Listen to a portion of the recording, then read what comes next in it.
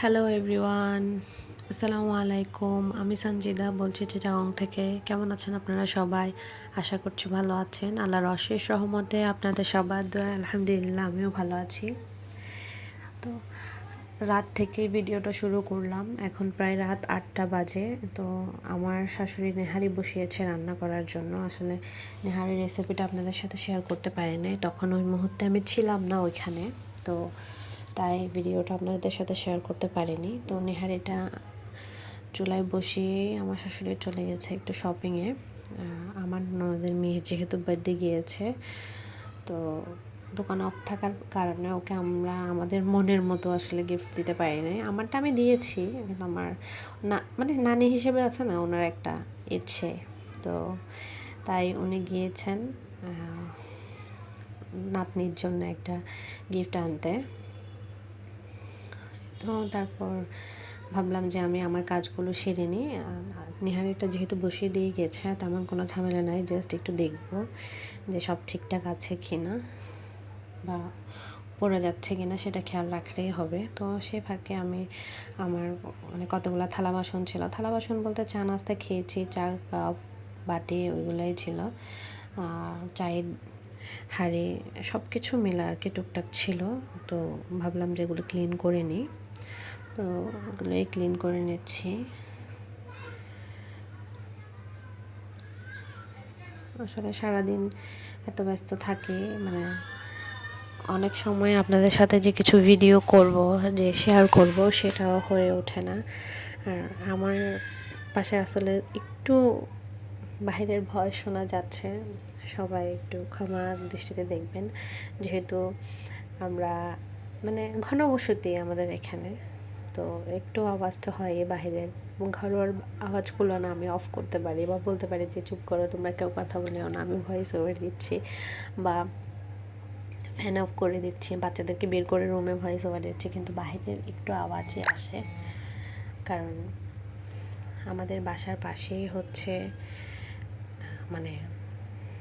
Family বাসা আছে অনেকই, তো সেজন্য একটু আওয়াজ শোনা যায় মাঝে মাঝে। তার জন্য আমি আন্তরিকভাবে দুঃখিত। তো তারপর আমার হচ্ছে গরম পানির কেটলিটা আমি ধুয়ে নিচ্ছি। তো অনেক নোংরা জমে গেছে। আমি কারেন্টের তো ইলেকট্রিক কোনো জিনিস সহজে পানিতে দিতে আমার ইচ্ছে করে না। তো এমনি জাস্ট মুছে মুছে রাখতেছিলাম, অনেক দিন হলো। তো ভাবলাম যে না, আজকে একটু ভালো করে ক্লিন করেই নিই। তো তো তারপর দেখলাম যে নেহারিতে পানিটা একটু কমে গেছে, তো একটু গরম পানি দেব। চুলায় হতে হতে গরম পানি অনেক সময় লাগবে, যেহেতু আমি অন্য পাশে ভাতও বসাবো। তো তাই ভাবলাম যে না থাক, এটাতেই গরম করে নিই। আর একটা আম কেটে নিচ্ছি। আসলে ফ্রুটসের মধ্যে আমার লিচুই একটু ভালো লাগে। তো আমার আর আমার ছোট ছেলের জন্য আম কেটে নিচ্ছি একটা। ও আর আমি মিলে খাবো, যদিও খায়। ও তো তেমন খেতে চায় না, জ্বর থেকে উঠছে পর্যন্ত ওর একদম খাবার দাবার সব বন্ধ হয়ে গেছে। কিন্তু দেখি, একটু একটু ট্রাই করছি, ভাত না খাক অন্তত ফ্রুটস খাক বা একটু শক্তি থাকবে শরীরে, দেখি কি হয়। তো ওইদিকে কেটলিতে তো আমি গরম পানি বসিয়ে দিয়েছি। গরম পানি হলে নেহেরিতে দিয়ে দিব। আর হচ্ছে চাউল ধুয়ে ভাত বসিয়ে দিচ্ছি, যেহেতু এক চুলায় নেহারি আছে আর এক চুলায় ভাত বসাই দিলে একটু আর্লি হয়ে যাবে। আমি এখনও নামাজ পড়ি নাই, আজকে অনেক লেট হয়ে গেছে সব কাজ করতে করতে। তো ভাবতেছি আগে নামাজ পড়বো, তারপরে একটু রুম ক্লিন করব। জানি না কতটুকু কী করতে পারি, যাই করি না কেন আপনাদের সাথে অবশ্যই শেয়ার করব।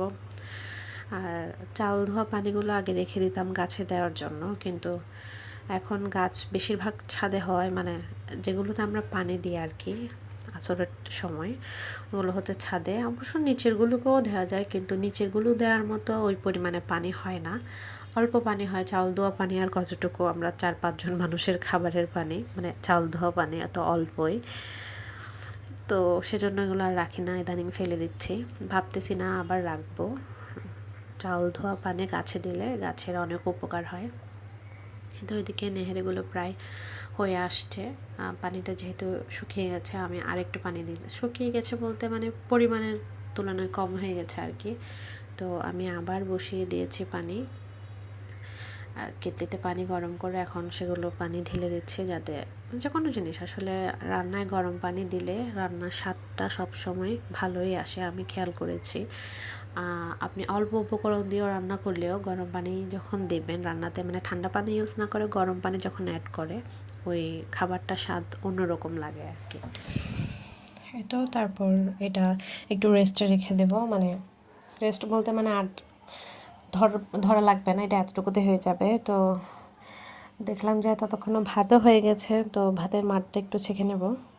আর আমার তো ভাতের মার মানে ছেঁকা মনে হচ্ছে যে ছোটো খারবারে, আপনারা তো জানেন, যেহেতু আমি ভিডিওতে অনেকবারই বলেছি যে আমি মানে পছন্দ করি না ওইরকম করে মানে মারটা গালা, কারণ আমার হাতে মার পড়ে যায়।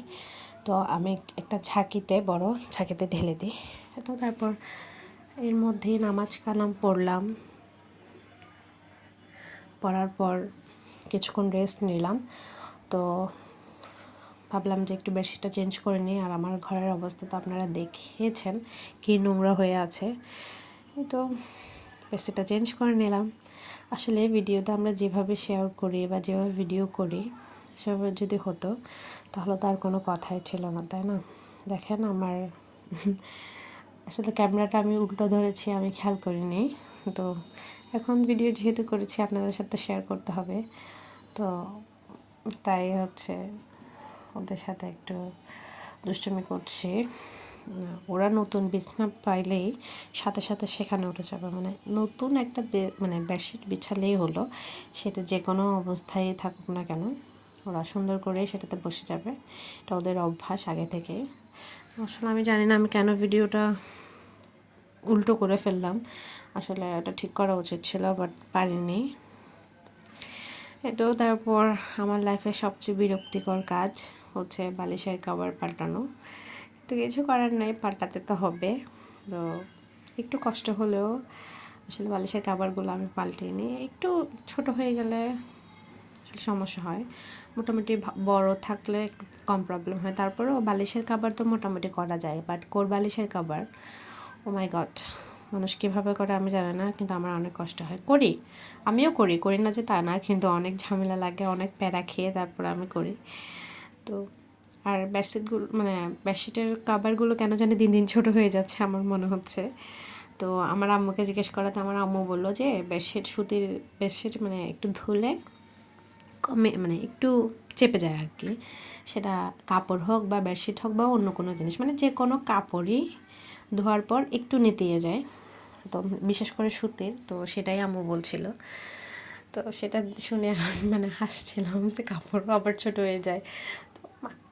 একসময় শুনতাম যে মানুষ বড় হয়ে যায় যে তাই কাপড় ছোট হয়, বাট এখন শুনতেছি যে কাপড়ও ছোট হয়।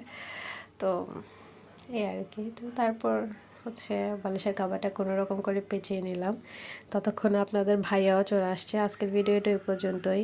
দেখতে দেখতে আপনাদের সাথে বকবক করতে করতে ভিডিও শেষ পর্যায়ে চলে আসলাম। আমার ভিডিওটা ভালো লাগলে অবশ্যই একটা লাইক কমেন্ট শেয়ার করে দিবেন।